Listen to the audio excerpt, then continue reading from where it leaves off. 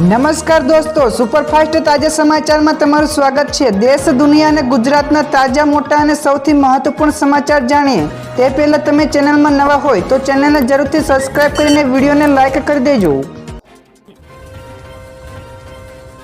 સૌથી પહેલા દોસ્તો આપણે વાત કરીએ તો ખેડૂતોના હિતમાં સરકારનો મોટો નિર્ણય તો કપાસ અને અન્ય ખરીફ પાકોના વાવેતર કરતા ખેડૂતો માટે કામના સમાચાર છે।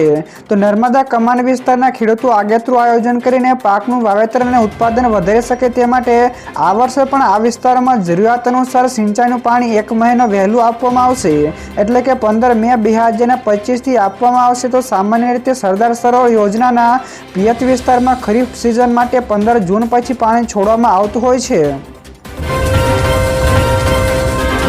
તો દોસ્તો બીજા સૌથી મોટા સમાચાર સામે આવ્યા છે। 10 એપ્રિલ સુધી કોઈ રાહત નહીં મળે। જ્યાં દોસ્તો ગુજરાતના હવામાન વિભાગે ગરમીને લઈને નવી આગાહી કરી છે। તે અનુસાર 10 એપ્રિલ એટલે કે આજ સુધી લોકોને ગરમીથી રાહત નહીં મળે।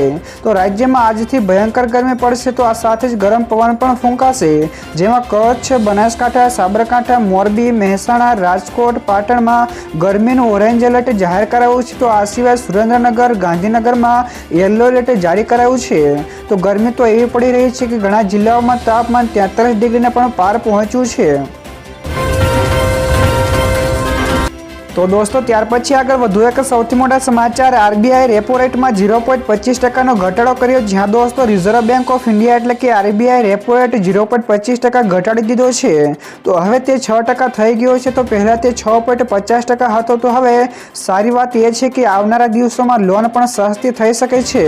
તો ઈએમઆઈ એટલે કે હપ્તા પણ ઘટી શકે છે। તો આરબીઆઈની મોનેટરી પોલિસીની બેઠક થઈ હતી। તો આ પછી તેના પરિણામો પણ જાહેર કરાયા છે। તો ફેબ્રુઆરીમાં યોજાયેલી બેઠક વ્યાજ દર 6.50%થી ઘટાડીને 6.25% કરાયો છે।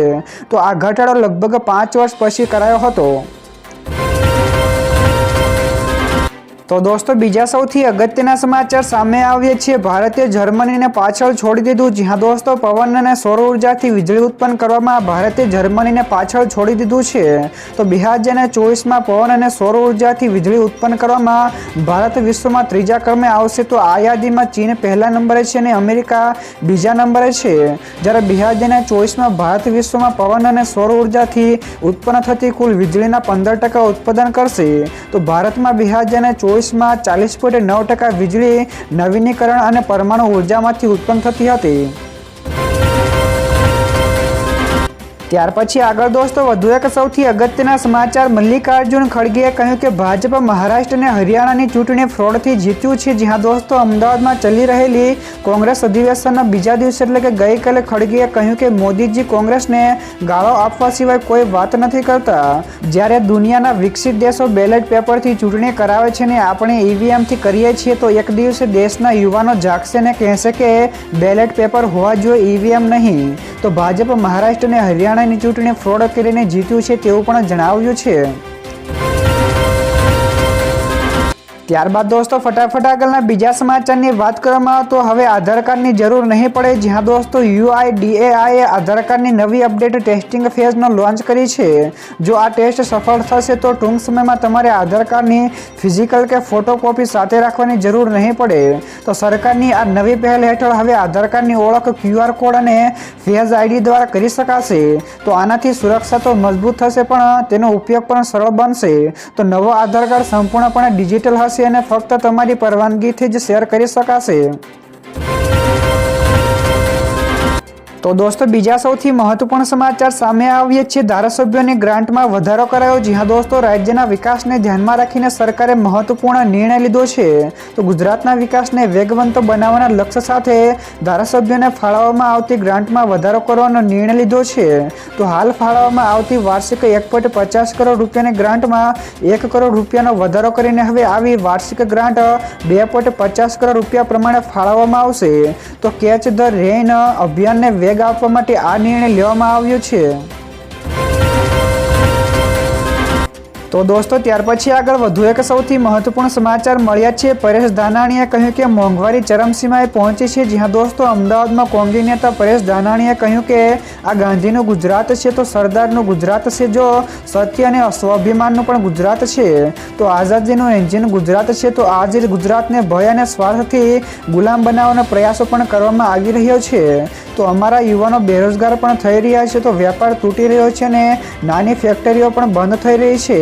તો આ સિવાય તેમણે કહ્યું કે મોંઘવારી પણ ચરમસીમાએ પહોંચી છે. તો આ લડાઈ ગુજરાતમાં ફરીથી સુશાસન લાવવાની લડાઈ છે. ત્યારબાદ દોસ્તો આ સિવાયના બીજા સમાચારની ઝડપથી વાત કરવામાં આવે તો ચીને પણ ઈંટનો જવાબ પથ્થરથી આપ્યો. જ્યાં દોસ્તો ચીન અને અમેરિકા વચ્ચેના ટેરિફ યુદ્ધ અટકાવવાના કોઈ સંકેતો દેખાઈ રહ્યા નથી. તો અમેરિકાએ તાજેતરમાં જ ચીન ઉપર 104% જંગી ટેરિફ લગાડ્યો છે. તો હવે ચીને પણ અમેરિકા ઉપર 84% ટેરિફ લગાડીને બદલો પણ લીધો છે. તો ટ્રમ્પે ટેરિફની જાહેરાત કર્યા પછી યુએસ સ્ટોક એક્સચેન્જમાં તીવ્ર ઘટાડો થયો છે. તો દોસ્તો બીજા સૌથી મોટા સમાચાર સામે આવ્યા છે. સાળંગપુરમાં થશે હનુમાન જયંતીની ભવ્ય ઉજવણી. જ્યાં દોસ્તો 12 એપ્રિલે ચૈત્ર સુદ પૂર્ણિમા શનિવાર અને શ્રી હનુમાન જયંતી છે.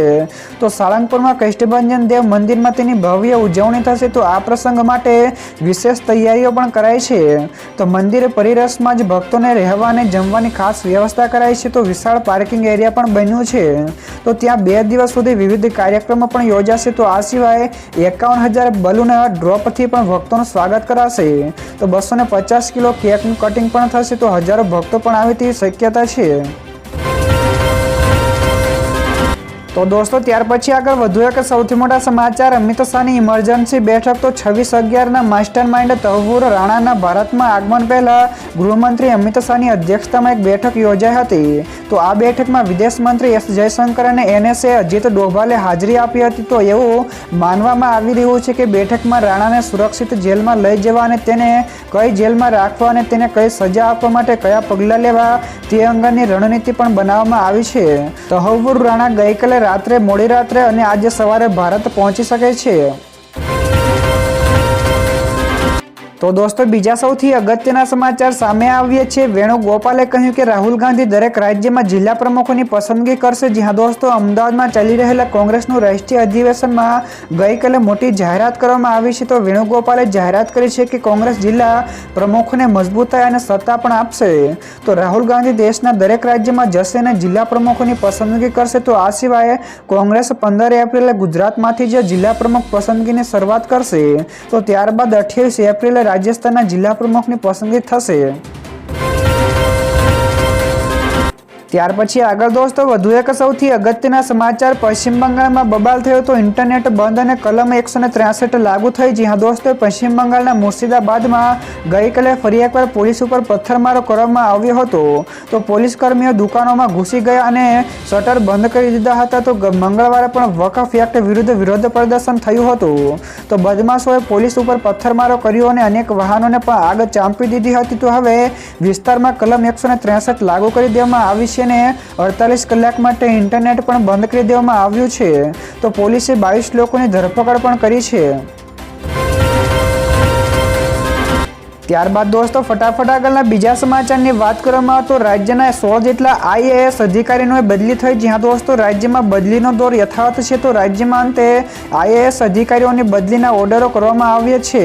તો રાજ્યના 16 જેટલા IAS અધિકારીઓની બદલી કરવામાં આવી છે. તો વડોદરા મ્યુનિસિપલ કમિશનર, પાટણ અને મહીસાગરના કલેક્ટર સહિત 16 જેટલા IAS અધિકારીઓની બદલી કરવામાં આવી છે. તો જેઓના નામની યાદી નીચે અનુસાર છે. તો આ ઉપરાંત રાજ્યોમાં 49 જેટલા PSI અને PI તરીકે પણ હંગામી બઢતી આપવામાં આવી છે. તો દોસ્તો બીજા સૌથી મહત્વપૂર્ણ સમાચાર સામે આવ્યા છે. હવે શાળાઓનો સમય સવારે 7 થી 11નો રહેશે. જ્યાં દોસ્તો રાજ્ય સહિત રાજકોટમાં પણ ભયંકર ગરમી પડી રહી છે. ત્યારે ગઈકાલે રાજકોટમાં તાપમાનનો પારો 45 ડિગ્રીએ પહોંચ્યો હતો. તો રાજકોટ શહેર અને જિલ્લાની તમામ પ્રાથમિક, માધ્યમિક અને ઉચ્ચતર માધ્યમિકની સરકારી, ગ્રાન્ટેડ અને ખાનગી શાળાઓનો સમય સવારે 7 થી 11 વાગ્યાનો કરવા માટે જિલ્લા શિક્ષણ અધિકારી દ્વારા પરિપત્ર કરવામાં આવેલો છે, જેનો અમલ તમામ શાળાઓએ કરવાનો રહેશે. તો દોસ્તો ત્યાર પછીના આગળના બીજા સમાચાર શેર માર્કેટ વિશે પણ મળ્યા છે. તો ઘટાડા સાથે શેર બજાર બંધ થયું. જ્યાં દોસ્તો ટ્રેડિંગ હપ્તાના ત્રીજા દિવસે શેર બજાર ઘટાડા સાથે બંધ થયું. તો સેન્સેક્સમાં 379 પોઈન્ટના ઘટાડા સાથે 73,847ના સ્તરે બંધ થયો. જ્યારે નિફ્ટી પણ 136ના પોઈન્ટના ઘટાડા સાથે 22,399 અંકના સ્તરે બંધ થયો હતો. તો દોસ્તો ત્યારબાદ આ સિવાયના બીજા સમાચારની ઝડપથી વાત કરવામાં તો આરોગ્ય અધિક સચિવ લાંચ લેતા ઝડપાયા. જ્યાં દોસ્તો રાજ્યમાં ભ્રષ્ટાચારીઓ ઉપર એસીબીએ શકંજો કસ્યો છે. તો અમદાવાદમાં આરોગ્ય અધિક સચિવ અને સરકારી ડેન્ટલ કોલેજના નિવૃત્ત ડીએન રૂપિયા 15 લાખની લાંચ લેતા રંગે હાથે ઝડપાયા છે. તો લાંચની રકમના એડવાન્સ 15 લાખ સ્વીકારતા લાંચી અધિકારીને એસીબીએ સફળ છૂટકું ગોઠવીને ઝડપી પાડ્યા છે. તો ફરિયાદીની તરફેણમાં કામગીરી કરવા માટે ફરિયાદી તથા સાથી ડોક્ટર પાસેથી 30 લાખની લાંચ પણ માંગી હતી.